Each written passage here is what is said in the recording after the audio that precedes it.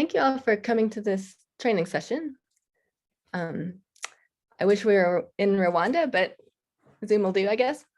So this is a training session on collecting and reporting the costs of conservation interventions. And it's a 2-day session. So today we'll go through a lot of content, and then tomorrow we will do some exercises and have opportunities for discussion and questions about your context. So this session was developed with support from the Arthur and Elaine Johnson Foundation and the ASU Center for Biodiversity Outcomes.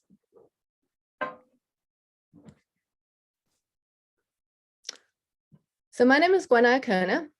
I'm Assistant Director for the Center for Biodiversity Outcomes at ASU, and also an Assistant Research Professor in the School of Life Sciences there. So I've been doing a lot of work on conservation for the past 15 years or so, and have really gotten into sort of work on conservation costs and conservation costing in the past decade or so. So this course I developed with the help of several students in our group at ASU. And so in particular, Camila Guerrero-Pinada has developed quite a lot of the content that you'll be seeing today and tomorrow. She sadly, well, happily is not joining us because she is getting married. So she has pre-recorded a lot of content and I will work through it, but we can also send her emails next week if there's specific questions. Erin Murphy is also a PhD student in the department who has developed some of the work that we'll be talking about today, as is Katie Surrey, another PhD student who will be joining us later today to talk about her work. Jared Clements is my research assistant, and he helped me put together all of these PowerPoints and videos that we're going to attempt to make work today. I also had a lot of help from other people in the field who work on conservation costs. And so we have some recorded videos from Paul Armsworth, Jennifer McGowan, Vanessa Adams, Hugh Possingham, and Anna Roberto Segovia, who also work on costs and have contributed to this course.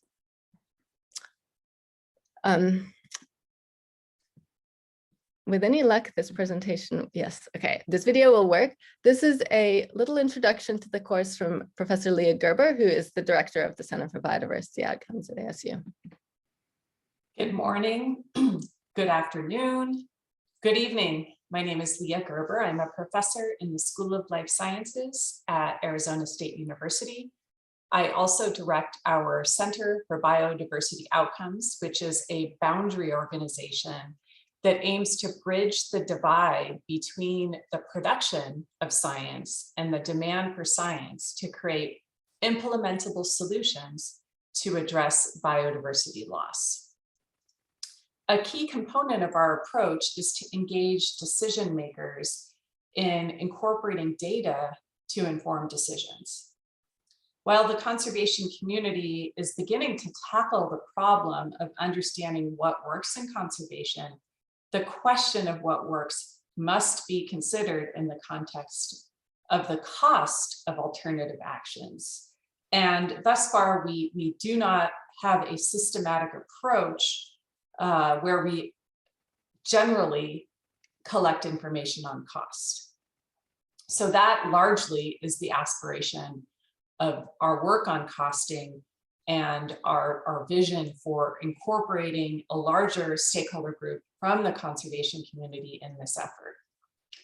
Our initial work does indicate that considering cost can actually help save more species from extinction. And documenting costs for alternative decisions makes biodiversity more salient to the business sector because cost is a relevant metric in this domain. So in this session, led by my colleague Gwenna Akona, we hope to engage you in our collective effort to improve the efficacy of conservation by explicitly incorporating cost. Enjoy. Thank you, Leah.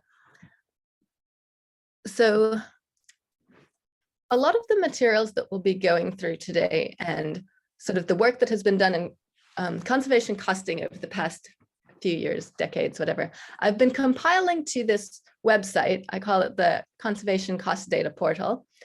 And I don't think you can click on the link on your video, but I did send the link yesterday to all the participants who were registered, and we'll put the link in the chat if we can.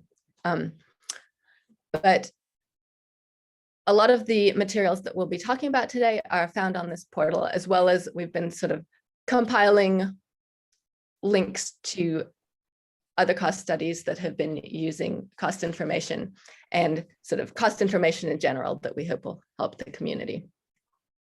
All right, let's get on with the next module here. So essentially, so far what we've been through is why should we care about costs? What does good cost data look like? And how do we report on costs in ways that sort of are relevant for other people? And I put the module about reporting before the module on how to collect good cost data, because I think some of our thinking about sort of what are the things that we would like to see in reported costs help us inform what are the types of things we would like to collect when we are thinking about going out and collecting data for an analysis or for a decision support need.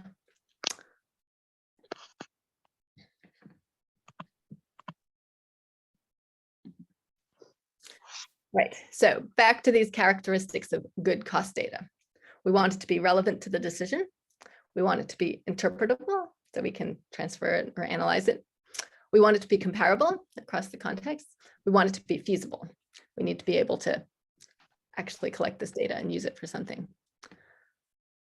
So what do we look for to get these characteristics? So if we're assessing a situation, if we want to go out and collect cost information, and we wanted to have these characteristics, what do we need to look for? So for relevant data, we often find that the applicability of data is constrained by availability. So, earlier on, Paul Armsworth gave a little video about sort of how cost data often is not at the right resolution. This is because this is the information that is available. It's, agricultural cost estimates are easily available, or maybe not easily, but more available, while the sort of exact costs of previous protected areas is much harder to come by. So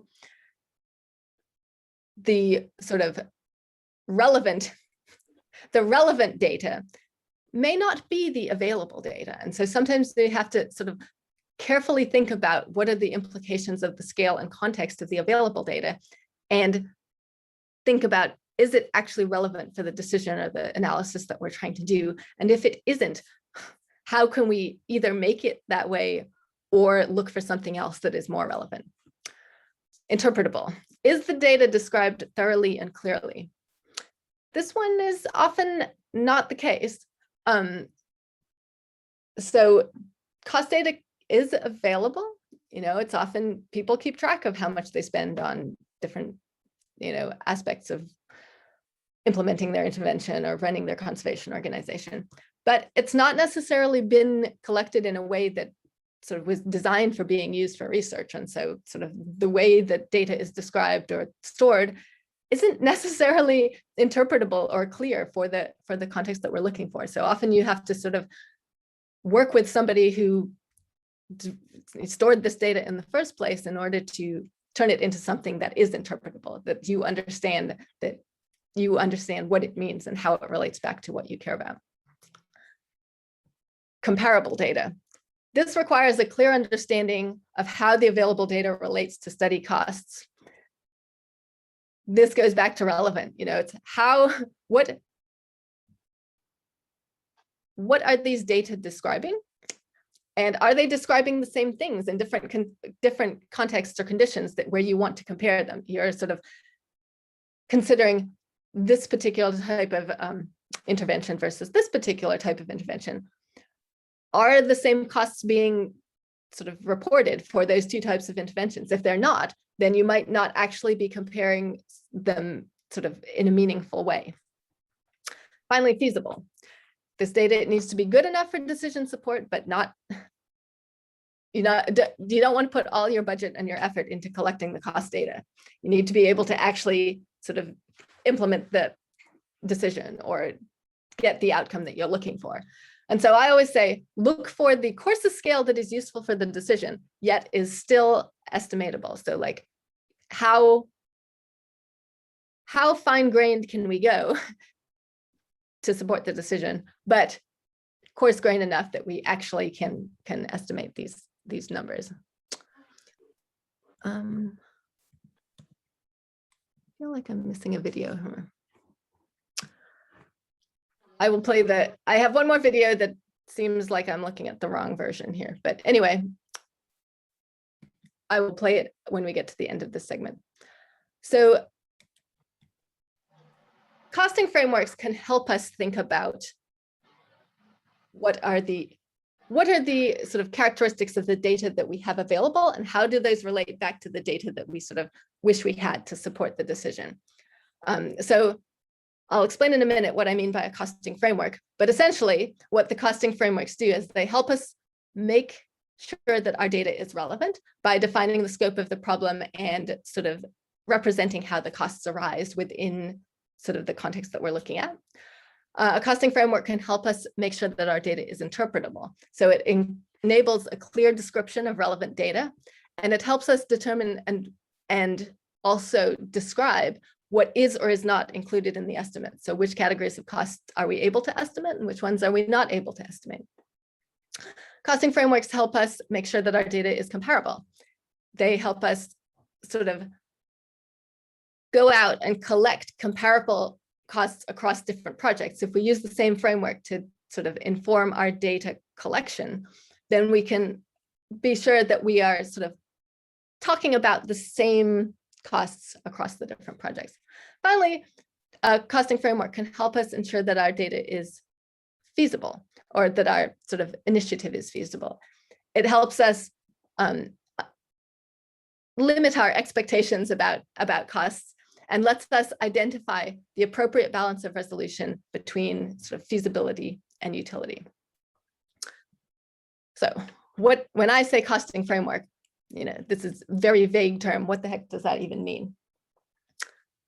So in the 2018 paper that we were talking about in the last module, we do provide one example of a costing framework there. I don't think we call it a costing framework. This was sort of where we first started thinking about how do we think about costs. But we put this costing framework into the paper to sort of describe this phenomenon where when you're collecting cost information, it can represent sort of different things within an organization. So we called it levels, and we made this framework to describe the context of costs within an organization. So essentially, it's a stylized representation of the decision context, and it describes when and where costs arise. And so here, sort of this figure represents the operations of an entire conservation organization. And it shows how there's several different programs. So the vertical bars, there could be a sort of island management program and a land acquisition program and a fire management program. And then there's sort of different ways that you can consider the costs of those programs. You can consider just the intervention aspects. You can consider the management aspects within the whole program, or you can also consider some of the overhead. And as I'd said earlier, it isn't actually critical that you do, all the way up to overhead, so long as you describe to your, end users what level you cost it at in order to represent the sort of costs of this program, the cost information that you're describing. So this is the sort of first costing framework that I was associated with. But what I wanted to do now was provide a couple overviews of a few more that we've worked on since then. And there's also more examples of costing frameworks that other people have developed on the costing portal, and I'll point you to where that is. Okay, somebody's unmuted. Wait, here we go. I have the power to mute you, but I can't do it at the same time as I'm doing other things. So the first example of a costing framework that I wanted to point out was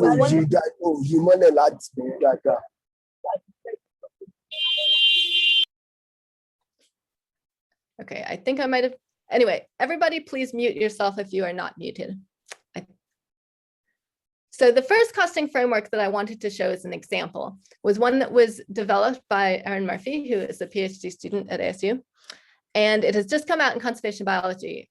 I believe I might have put this into the Dropbox materials as well. If not, it is definitely a link to it is available on the costing portal. But so she's interested in the costs of remediating plastic pollution. And so she developed a costing framework to help end users think about what are all of the things they need to think about if they're trying to say something about the cost of a particular intervention to remove plastic from the ocean.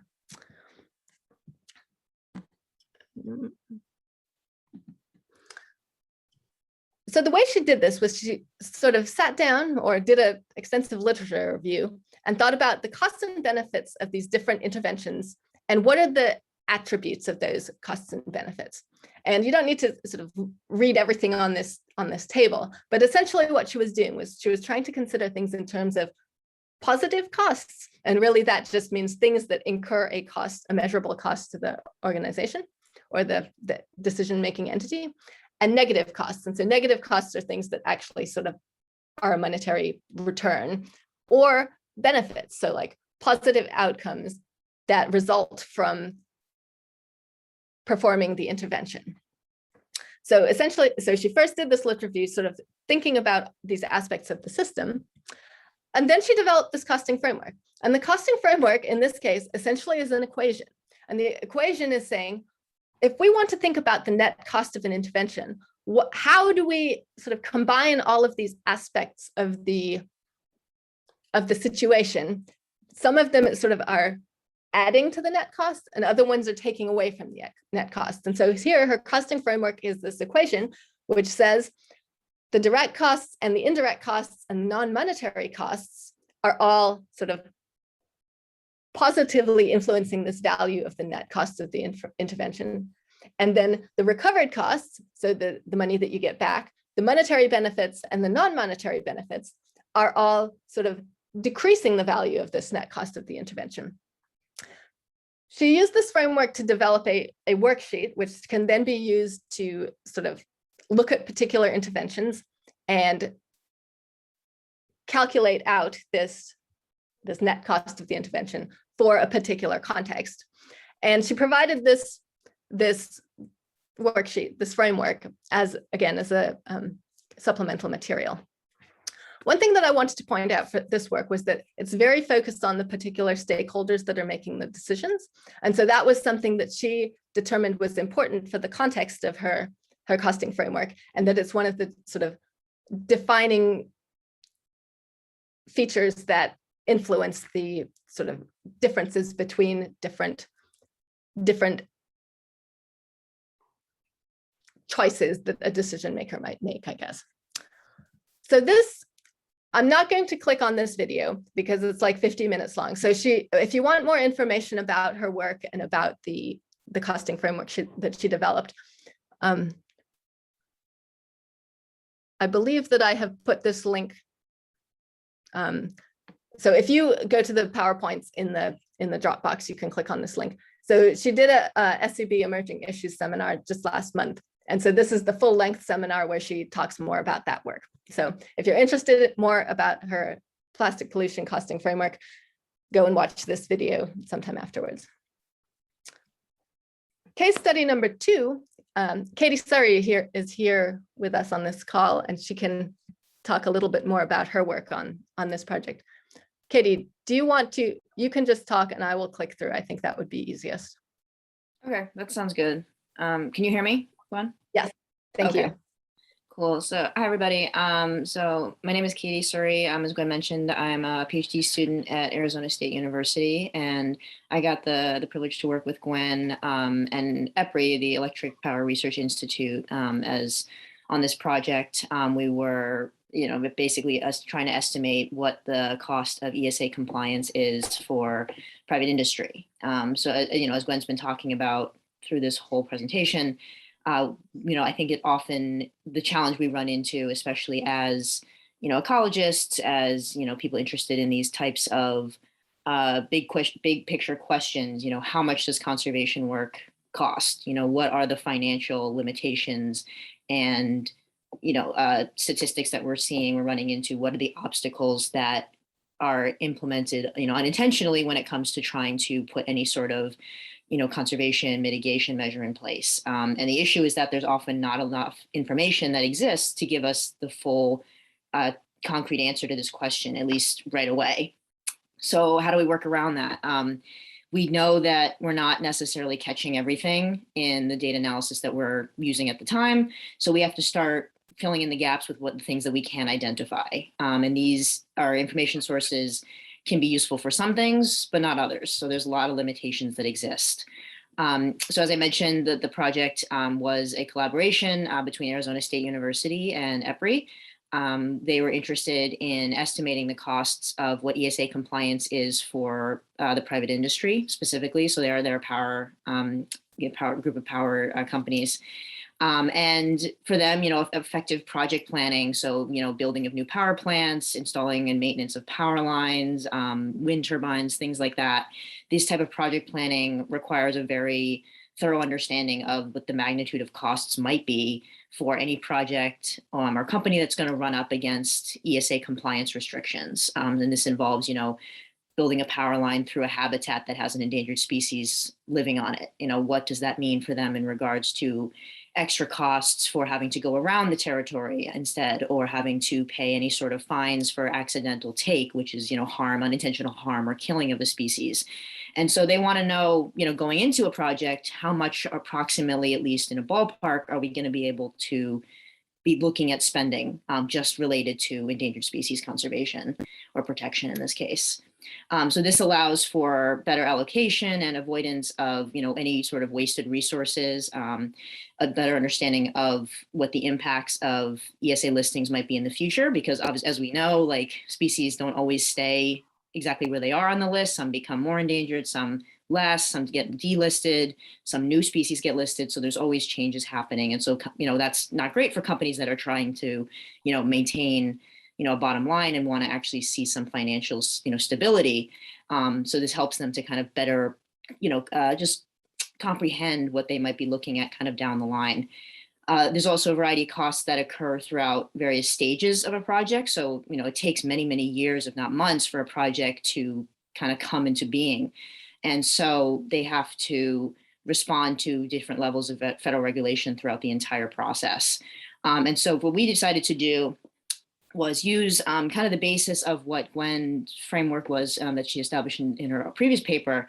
And we wanted to use that in regards to thinking about ESA compliance costs. So, Gwen found out through her previous work that estimating private industry costs is hard because there's not a lot of information that's out there. Companies are not routinely in the habit of writing down every single cost that has to do with, compliance or endangered species. There's not just like a database out there. What we did use instead, just again, because we had to just see what we could identify that would be usable.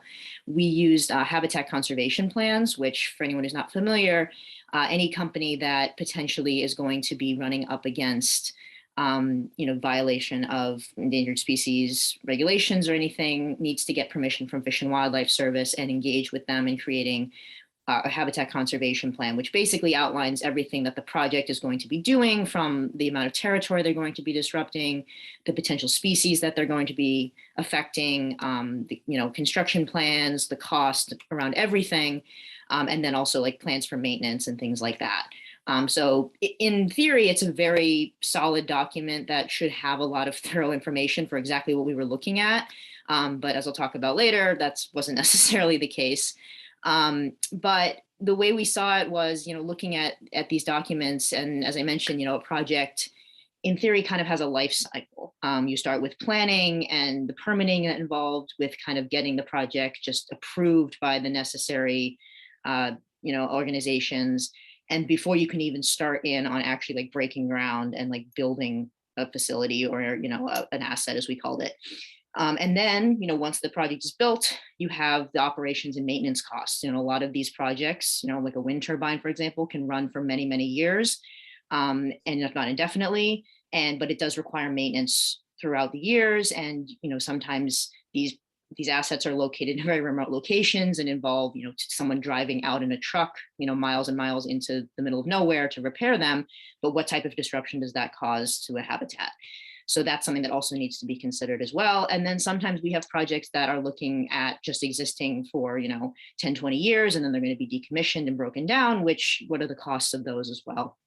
So we looked at it again as a chronological timeline to give us these kind of bins, as we called them, of potential costs. So we wanted to look not just at like direct costs, so like what is the cost of the labor for the construction, what are the material costs and things like that, but also like indirect costs for, potential take, other things like that might not necessarily be tangibly written down or recorded somewhere, but just aware that those costs are factors and elements that should be considered. And so we tried, like in the second half of that figure there, we broke them into kind of consumables, assets, labor, and thought about them kind of in that way. And then, as I mentioned, we use this protocol to kind of go through each of the HCPs and pull out the costs. I don't know if you can kind of see the lower half, but we basically took each action line, each item, so it literally was written into an HCP, hire specialist for, pre-construction monitoring. And then we would assign that to a category. So, in this case, that might be related to permitting.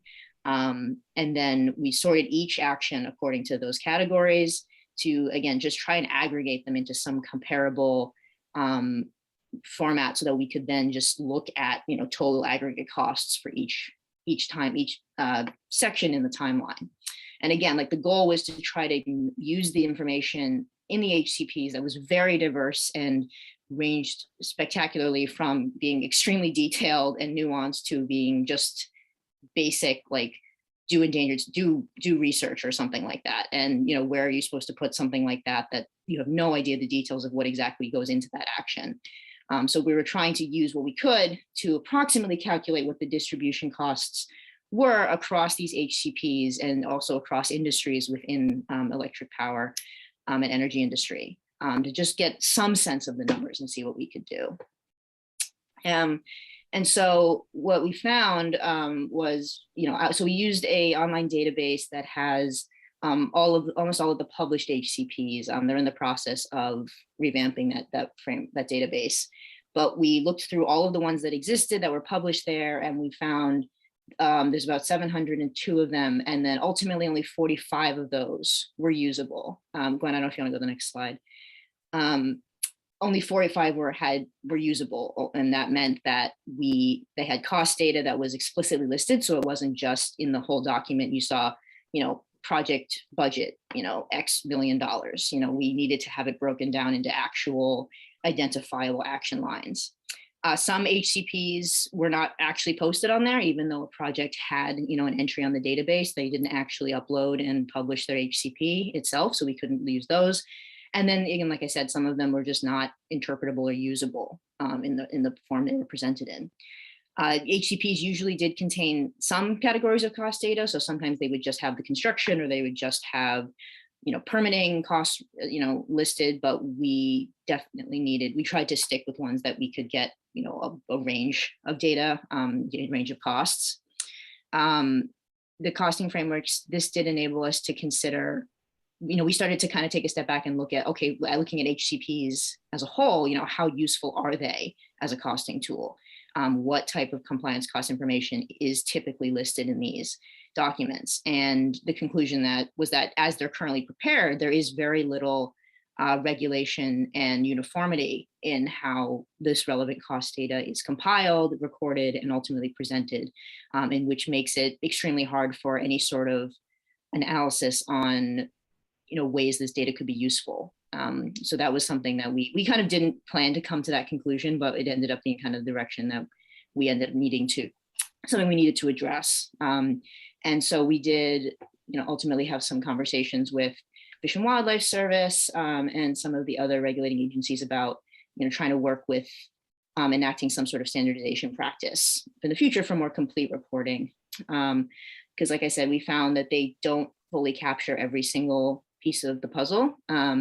They're very complicated.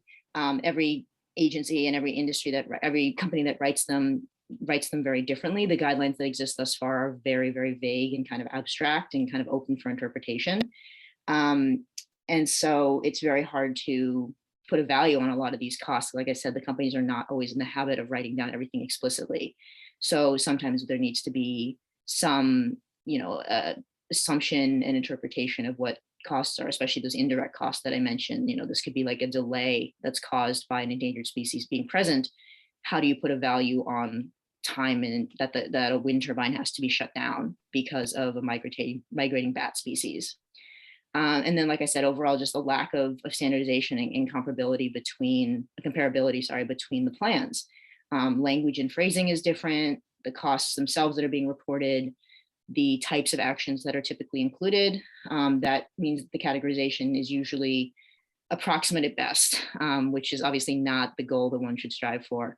But we feel that there is a lot of room for improvement on this. And again, the collaboration and transparency between agencies that are part of this whole system would yield potentially better project planning results and allow for better allocation of resources like we originally talked about, including providing better incentives for companies to actually want to engage with conservation and mitigation efforts rather than just seeing this as an onerous requirement that they have to deal with. Thank you very much, Katie. That was great. So I wanted to try and summarize a little bit what I think we should take away from these two case studies. And if you get a chance to go to the costing portal and look through other people's sort of costing frameworks and how they've used them to structure cost information collection. So essentially, as you might have gotten from some of Katie's commentary, is that when you're trying to retroactively collect data, so when you're trying to say, I want to estimate the costs of something that has already happened, it often is quite difficult. And so I see the value of a costing framework as being able to say, here's what I'm looking for. Here's what I'm trying to estimate about the system. Here's how I think that the pieces fit together. I want to try and estimate some of these costs. And in Erin's work and in Katie's work, both we come up with places where it's like, well, there's definitely all of these things that do contribute to the costs of the system, but we are not able to estimate those costs. This is what the utility of a costing framework is about, right? It says, here's what I can estimate. Here's what I can't estimate. Here's how all the pieces fit together.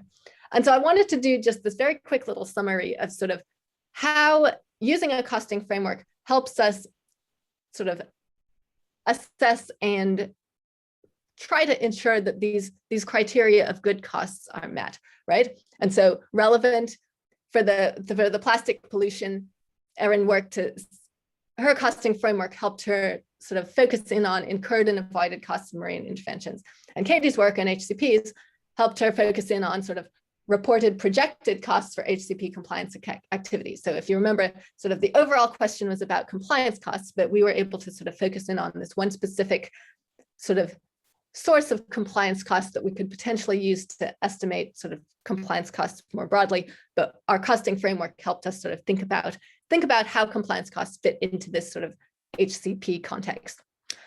So interpretable, how do costing frameworks help us make our sort of cost data more interpretable? It sort of, in Erin's case, she focused in on the actions of stakeholders after developing her costing framework. And in Katie's case, HCPs, we focused in on the actions associated with project stages. So this is sort of using our costing framework, we can say, here's how sort of costs relate to the big picture question. Here's the bit we can estimate, and here's sort of how that relates back to the bigger picture. Comparable, same thing. The costing framework lets us say, this is what we can estimate, and this is what it means in terms of the bigger picture. So in the plastic pollution work, it's the net direct costs of intervention. This is what we are trying to estimate, and here's how the pieces fit together.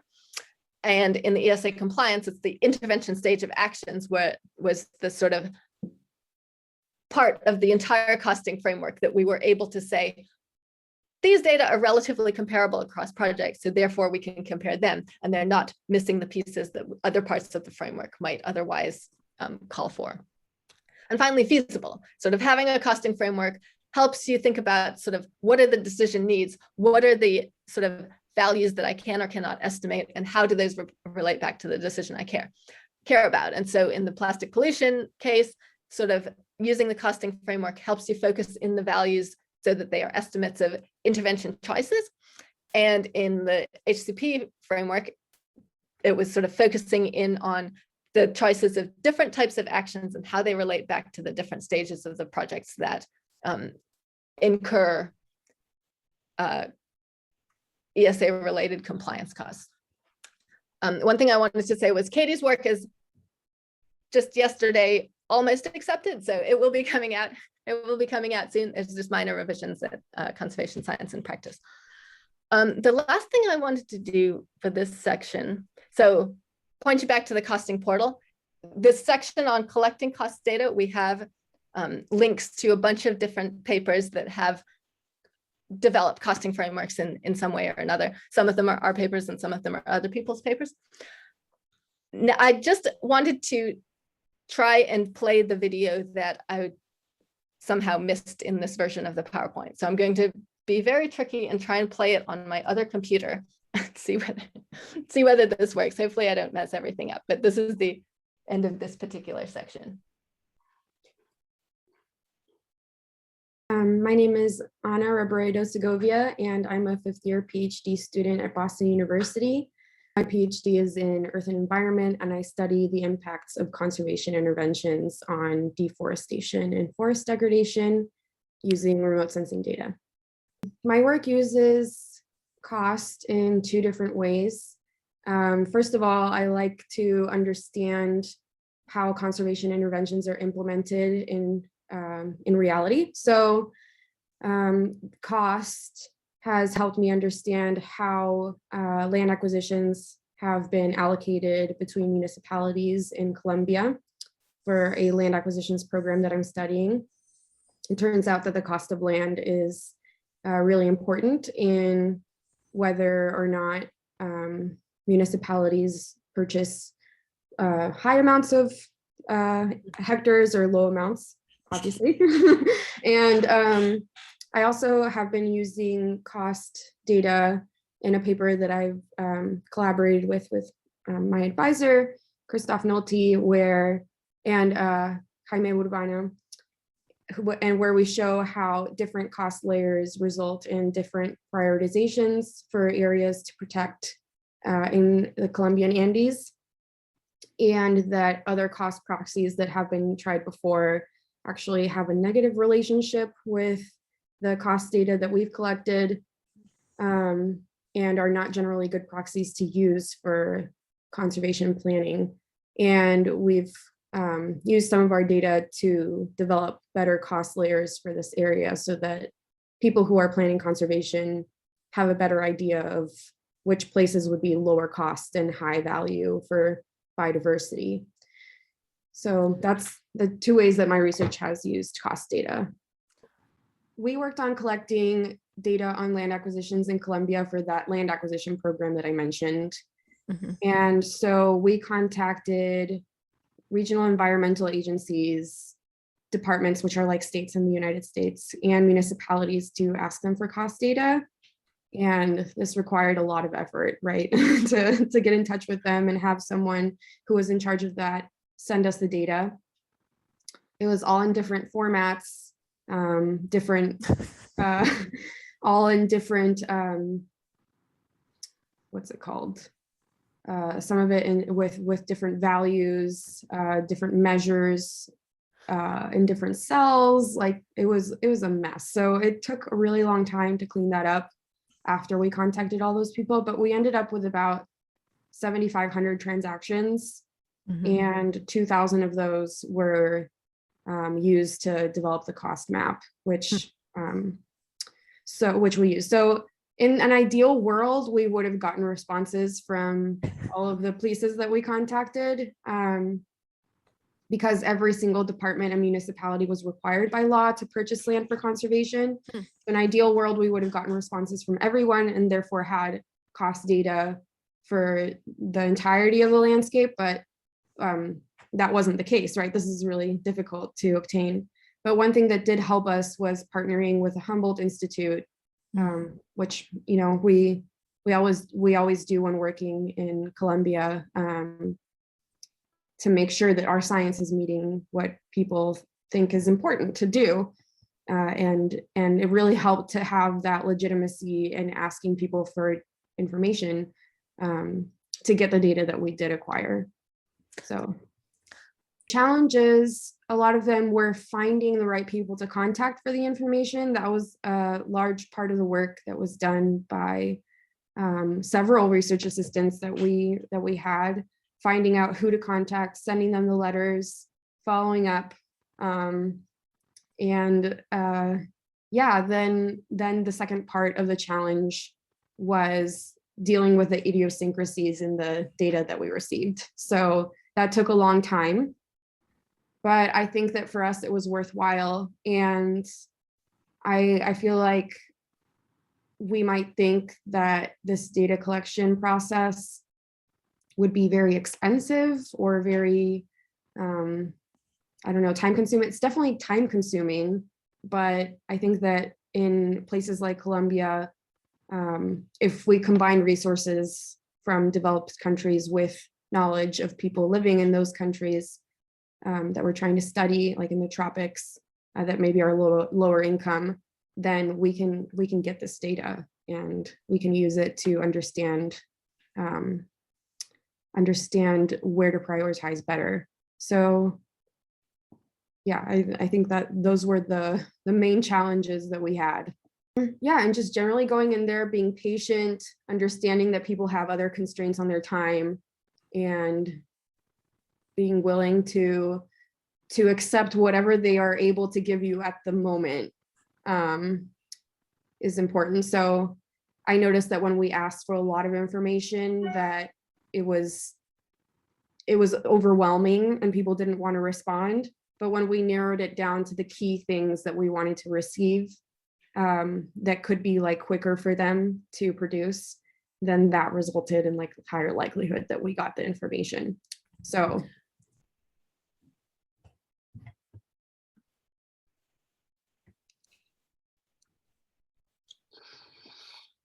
okay, that may be the end of the video.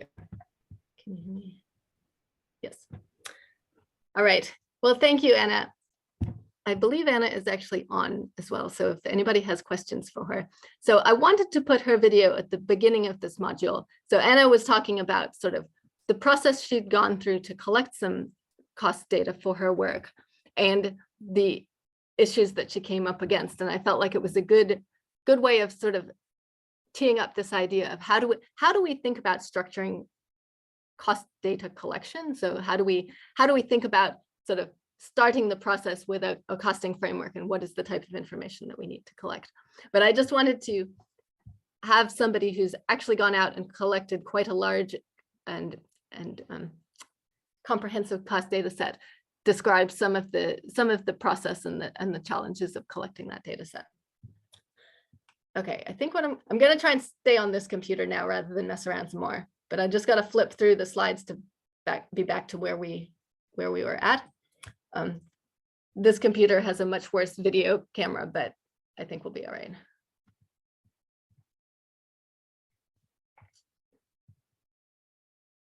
Okay. So costing frameworks.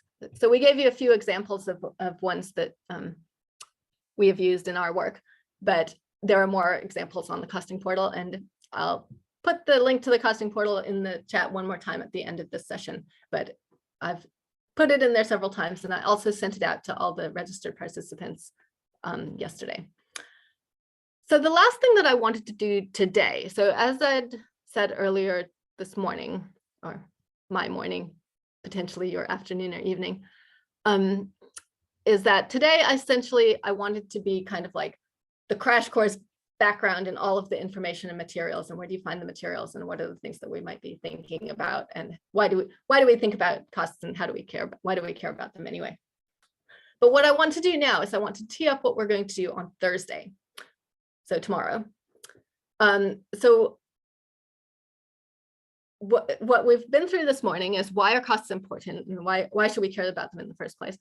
what are we looking for when we say we want good cost data for conservation decision support? What are the kind of criteria that we're looking for? What are some of the issues that we have to deal with when we're sort of using cost data retroactively? And it turns out in the work that we've done and the work that other people have done, that it is a real pain to get sort of existing cost data and turn it into something that we can use for decision support. So a lot of the work that I've been doing now focuses more on this idea of how do we change things going forward? How do we collect better cost data going forward so that it is better positioned to be used for conservation decision support? Okay, so thank you all very much for coming. I know we are all in different time zones all over the place. It was relatively early in the morning for me. I'm in the US on the East Coast. But it was great to have all of your interest and participation this morning.